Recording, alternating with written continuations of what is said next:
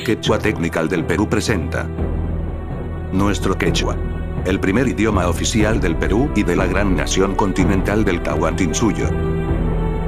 Este es el vocabulario número 1 de nombres de animales en la zoología inca en runasimi cusqueño, el primer idioma oficial del Perú y de los incas del Tahuantinsuyo. Alco.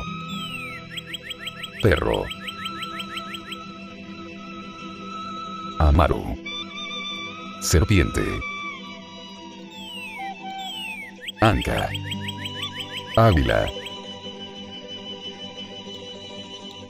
Acatanca. Escarabajo. Añas.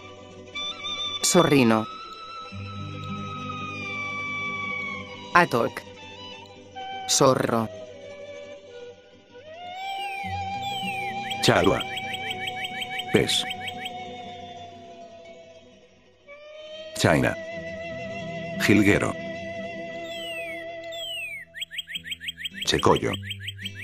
Ruiseñor. Chillipo. Saltamonte. Chita. Oveja. Chiunchi. Pollito, polluelo.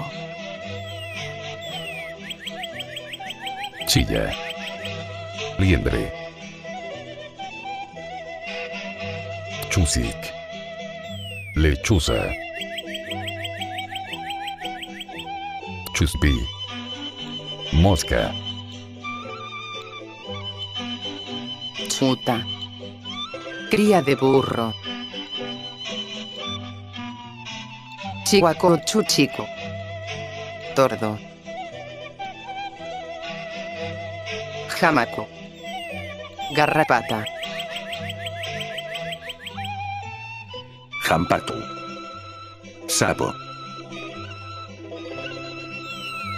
Jocoiru. Renacuajo. Jucucha. Ratón. Juco. Buro. Calla. Loro. Canca. Gallo. Caballo. Caballo. Caira. Rana. Cuchi. Chancho. Quillichu. Cernícalo. Cuculí. Culcu. Tortola. Cuntur. Cóndor. Curu. Gusano. Cúrica. Lombriz. Liunchu. Venado. Llama. Luto. Perdiz. Machacuay. Culebra. Mazo.